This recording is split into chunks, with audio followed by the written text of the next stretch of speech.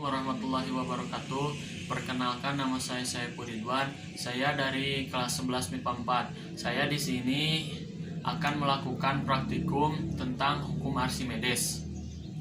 Menyebutkan bahan dan alatnya. Yang pertama yaitu ada gelas. Yang kedua yaitu air. Yang ketiga itu telur. Yang keempat yaitu garam, dan yang kelima sendok. Itu yang pertama, masukkan air ke dalam gelas hingga terisi, jangan terlalu penuh. Dan yang kedua yaitu masukkan telur ke dalam gelas yang sudah berisi air.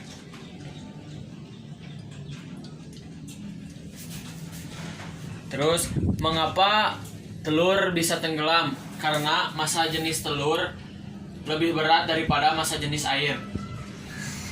Yang kedua yaitu, yang pertama, masukkan air ke dalam gelas. Lalu setelah air udah ada di dalam gelas, masukkan sedikit garam.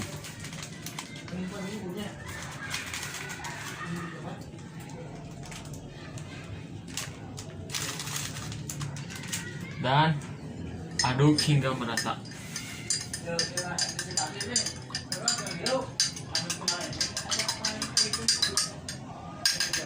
Setelah diaduk, lalu masukkan telur. Dan hasilnya berada di tengah-tengah. Oh, masih ada di bawah. Kalau masih ada di bawah, tambahkan lagi garamnya.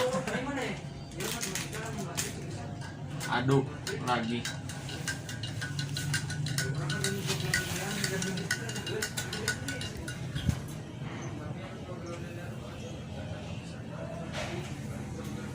Kalau masih berada di bawah, tambahkan lagi garamnya.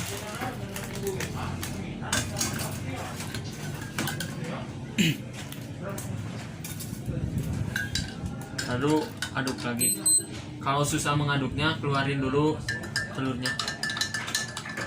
Aduk lagi hingga merata. Dan masukkan lagi telurnya.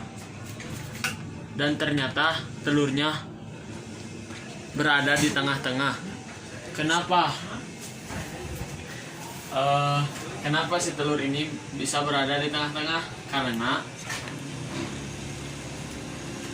massa jenis air sama dengan massa jenis telur. Yaitu langkah ketiga, masukkan lagi garam lalu aduk hingga merata. Setelah diaduk, lalu masukkan telur ke dalam air yang sudah berisi garam. Ternyata telur mengambang. Kenapa telur mengambang atau mengapung? Karena massa jenis air lebih besar dibandingkan massa jenis telur. Kesimpulan dari praktek tadi yaitu telur dapat mengapung pada air yang terlarut garam. Karena prinsip dari hukum Archimedes yang menyatakan bahwa benda yang diletakkan di air akan memiliki gaya angkat ke atas sama besar dengan berat air yang dipindahkan. Awalnya, bila telur dimasukkan ke dalam air saja, maka telur akan tenggelam. Ini karena massa jenis telur lebih besar dari massa jenis air. Sehingga gaya angkat akibat berat air yang dipindahkan telur lebih kecil dari berat telur.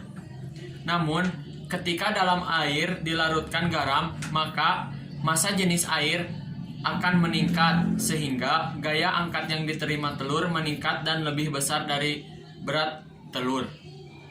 Gaya ke atas ini bertindak sebagai gaya apung yang berlawanan dengan gaya gravitasi dan membuat telur tidak tenggelam ke dalam air. Sekian yang bisa saya praktekkan dan saya sampaikan. Mohon maaf bila ada kesalahan karena saya tahap belajar. Wabillahi taufiq wal hidayah. Wassalamualaikum warahmatullahi wabarakatuh.